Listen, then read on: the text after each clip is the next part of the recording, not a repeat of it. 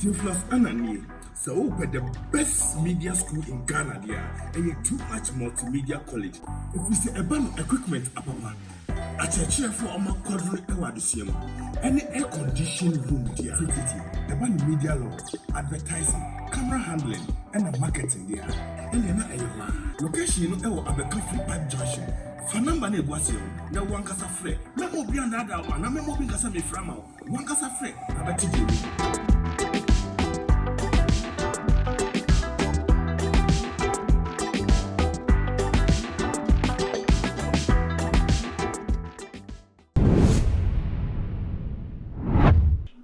Ghanaian US-based investigative journalist Kevin Ekwautela ebusuafo enede wababonten abe making some allegations be at the afa enkrofo omo high authority omo pese womo enyi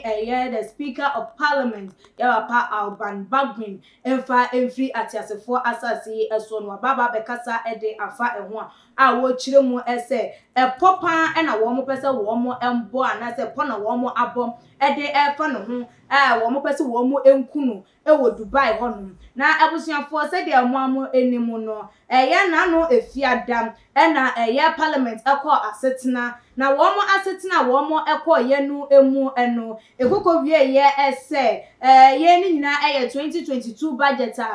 papa Kenofori Atade bebeto abonten no na chese womo ekọ debate ewo eho ekoko wie che na chese majority no ewo ke out of the debate all because of papa Johnson esidun ketia appearance ewo womo August chamber ewo no manu ntina chese womo ente asiem na eno na ekowie echie no bebeto abonten ese letter na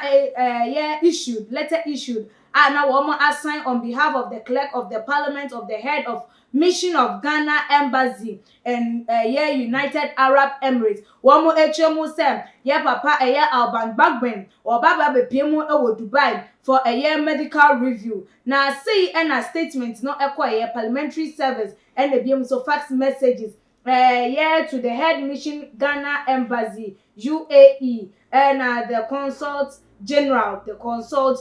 of Ghana Dubai and from the Nana Osei every year head of parliament relation and protocol subject arrival of the speaker of parliament Right Honorable Alban Sumana Kingsford Bagbin in Dubai and on and so much as say one more manager say kwa papa no wo piemu ewo Dubai no for medical reason and answer for medical review and a walk no so na enye ono nko a woni ne ho keni na ekoye Mrs Alice Adwoa Tanado na ebiem so head of parliament clinic Dr. Prince Kofi Pambo na ebiem so speaker secretary Miss Patience Bagbin na speaker's aide Mr. Justice Novo womo eni nipa nan a womo eka anase womo eka papa Alban Bagbin ho aje so mkoko piemu ewo Dubai na womo chema after medical review no ba be piemu wo Ghana biema na it will be on the 14th of December 2021 no ebeye eda ebnadam na eno na chese Kevin Taylor ababonti abekasa ede afa ho nsem Dubai ya papa Alban Bagbin wakwako piemu o ne yire ene ne special aid ne de keka ho akwako piemu ewo honum epobi na amanyokuo binum anaza mpanifo binum abo de afa no ho so mpese wo mu enkunu emfa evon according to the source no wechema na je say wo mu yi ni free one mu na wo betimi anamsom etimi implement enyoma bebre ewo honum na o take it to with all due respect loud silence media esom na kokotro ensem no essay was say Speaker Bagbin and his family must think ahead because sources say some people in high authority want to kill him in Dubai enen some de etu edwa no woto aso ebiem na sese wo chirechire mu a na wo hu ne se MPP a wo mo ewo power no wo mo enye comfortable with speaker no ni rulings efa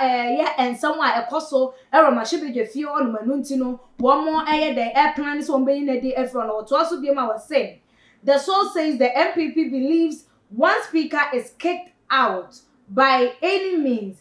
they can have a free run of parliament to pass deal like a Japan, e-levy, and even draft malicious bills to rig the 2024 election. The rejection of the 2022 budget has pained the NPP and its government, and they are stopping at nothing to make sure Speaker Alban Bagbin is eliminated and not any Calvin Taylor. The allegations are what they are to a journal and no actress will feed it on the news trend and I say they are echo so our many emune the ACC now. I just say who be here some yeah papa no na yire ene ne nkrofo wo no wo makopie mu e wo Dubai no wo bema na ni akọ papa no ho pa eye anya sa aya jijo so medical review be ho na chese ya wo ne panye boni bi yeso oh heart attack pressure say na no anu mitim keja na chese wato na nanom e wo eye ense edo na eba ne sanso so dia na chese akoya akonya kese e dia ma MPP amanyoko ni se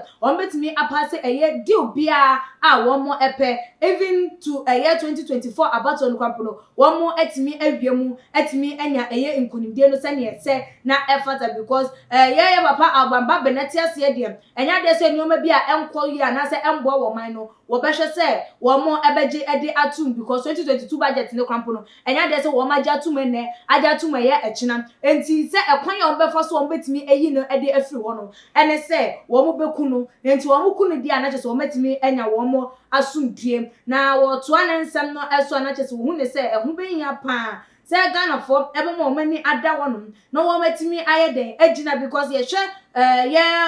machine ye fi wonum am 37 seats and will be a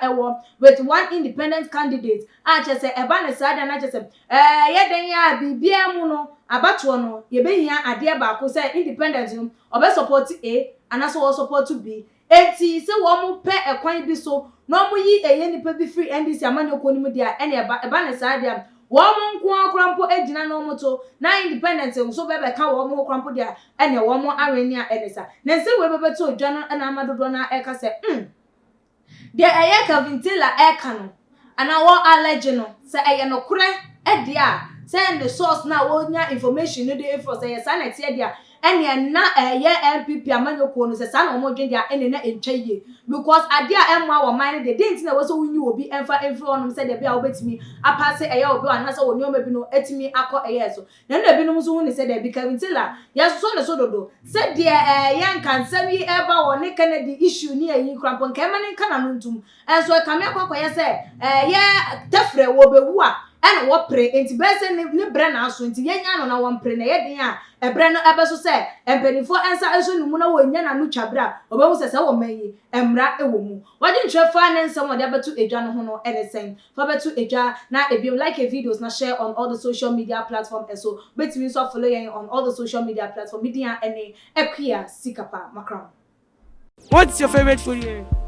Fried rice. Fried rice. If you want to eat any food, you have to come to Osenko Munyani Park. You can come and have a taste of their food. It's very nice. I always come here. This is like my 10th time of coming here. Local dishes, Ebiani Bia, Ebiani Pabediti. Wow, Namna. Wele, your my dear Bibi and MBA. I had a 7 appear, Bedidi, a viral. I would order Johnny. You are bringing it right there at your doorstep. And here, Johnny pay fee. Mumina Mobe Johnny Pa. Now, Hannah Johnny Papa walk. You were East Legon, Boundary Road, opposite the self-felicitation.